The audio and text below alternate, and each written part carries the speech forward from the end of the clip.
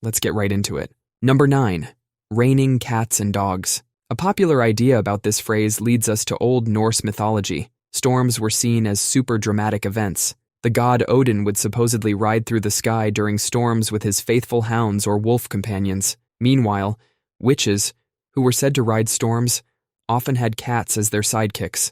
So when a massive storm hit, people might have said the sky was filled with the power of these animals. But there is another theory that is a bit darker and more direct. In medieval cities, the streets were absolutely filthy, and drainage systems were basically non-existent. When heavy rains hit these cities, the water would flood the streets. This flood would sometimes carry away all sorts of things, including unfortunate stray animals that had perished. These poor creatures could end up on rooftops or in gutters. So, from the upper floors of buildings, or after the storm when things washed down, it might have appeared as if cats and dogs were literally falling from the sky or rooftops. There is another idea that in Old English, the word catadoop meant a waterfall or driving rain. Some believe we might be using raining cats and dogs because someone misheard this word centuries ago. Number 8.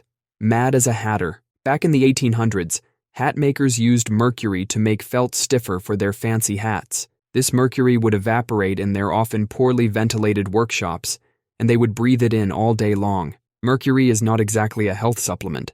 It is more like brain kryptonite. These hat makers would start getting the shakes, slurring their words, and acting really strange. Imagine trying to have a normal conversation while your hands are shaking like you have had 12 espressos. Their speech would become garbled, like they were trying to rap underwater. But the real horror was how it affected their minds. They experienced mood swings that would make a teenager look stable. Some would become extremely shy, while others might explode with rage over nothing. Their memory would start to disintegrate. They would forget basic things like where they put their tools or what day it was. People started noticing how weird the hat makers acted. That is why we still say someone is mad as a hatter when they are acting strange or eccentric. This whole thing even inspired the wacky character in Alice in Wonderland. This went on for decades before anyone really figured out what was causing it. Today, we make hats without turning people into mental wrecks. Number 7. Cat got your tongue? One theory for this saying takes us back to ancient Egypt. There, cats were not just pets. They were basically furry gods walking around on 4 legs.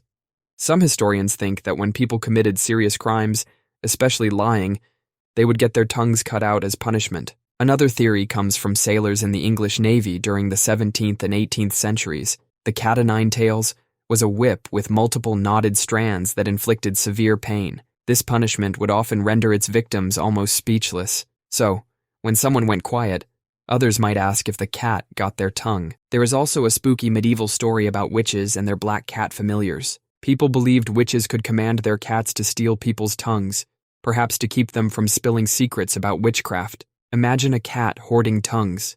Today we use this phrase as a light-hearted way to ask why someone is being quiet. But next time you hear it, remember there might be a seriously dark or brutal reason why cats and missing tongues got mixed up in the first place. Number 6. Blood thicker than water. We all know the saying blood is thicker than water to mean family bonds are the strongest, but the original saying was actually, the blood of the covenant is thicker than the water of the womb. That means the exact opposite of how we use it today. Back in medieval times, and even earlier, warriors or groups would make serious promises or alliances through blood rituals. Think of it like a medieval version of pinky promises, except way more intense, sometimes involving actually mixing blood. That is the blood of the covenant part. It is about choosing to form an unbreakable bond. The water of the womb part refers to birth and family connections. So, this saying was originally telling us that the bonds we choose to make, like those with close friends or comrades, are stronger than the ones we are simply born into.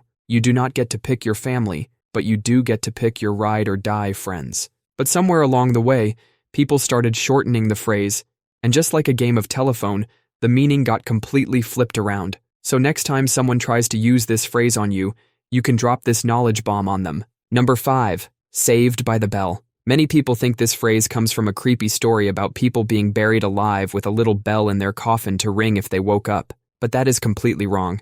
The real origin is from boxing matches in the late 1800s. Picture this. You are a boxer getting absolutely pummeled in the ring. Your opponent is treating your face like a speed bag, and you are about to get knocked out cold. Then ding. The bell rings, ending the round. You just got saved by the bell, literally.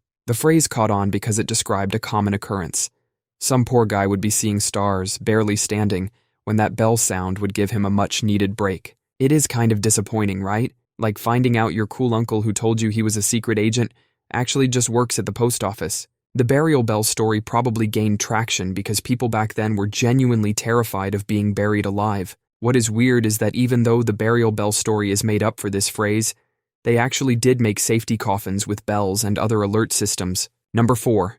Head over heels. Think about this weird saying we use all the time. Head over heels. Isn't your head already over your heels? That is just called standing up. It is like saying, I am so in love, my eyes are above my mouth.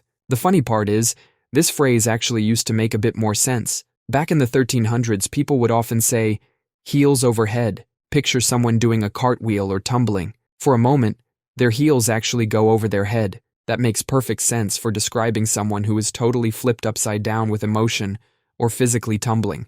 But somewhere along the way, people started saying it backwards.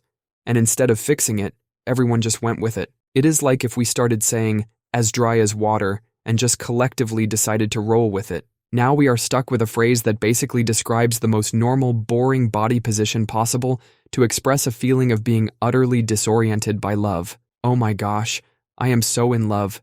My head is exactly where it is supposed to be. So next time you hear someone is head over heels in love, remember they are technically just describing someone standing there, doing absolutely nothing special at all, but with feelings. Number 3, blind as a bat. People often say blind as a bat when someone cannot see well, but that is about as accurate as saying slow as a cheetah. Bats actually have pretty impressive eyesight, especially in low light. In fact, most bats can see about 3 times better than humans during dawn and dusk. It is like they have got built-in night vision goggles. Bats are actually rocking a double superhero setup. Not only can they see well, but they also have an incredible ability called echolocation. They shoot out these super high-pitched sounds that bounce off everything around them. When these sound waves come back, the bats can tell exactly where everything is, down to the tiniest detail. It is so precise they can detect something as thin as a human hair in complete darkness. It is like having a superpower where you could scream at things to see them and create a 3D map. The saying probably started because people saw bats flying around erratically at night and assumed they must be blind. Number 2, spilling the beans. In ancient Greece, they did not have fancy voting machines or paper ballots for some decisions. They used something way simpler: beans. White beans often meant yes, and black beans meant no. Everyone would drop their bean into a big jar, and that is how important decisions sometimes got made. Now, imagine someone accidentally knocking over this jar before the official count. Suddenly, all those secret votes would be scattered across the floor for everyone to see. It is like accidentally posting your private messages in the group chat, but with more ancient consequences. This little accident, revealing the secret outcome prematurely, is thought to be the origin of the saying. Today we say, don't spill the beans, about birthday surprises, juicy gossip, or secret crushes. But somehow this weird little phrase from ancient voting mishaps stuck around. So next time someone tells you they spilled the beans, just remember, at least they did not ruin an entire Greek election. Number 1, Bob's your uncle. Back in 1887 in British politics, the Prime Minister, Robert Gascoigne Cecil, nicknamed Bob, made a controversial decision.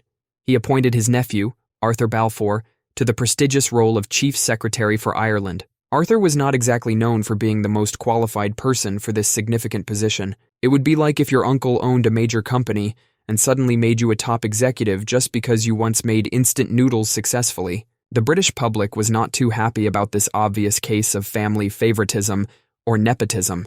They started using Bob's your uncle as a sarcastic way of saying, well, that was easy for you, or to imply that if your influential Uncle Bob was behind you, the outcome was preordained.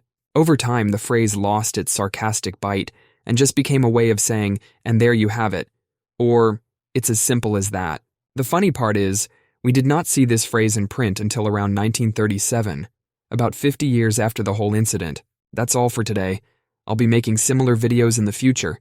Subscribe to see them.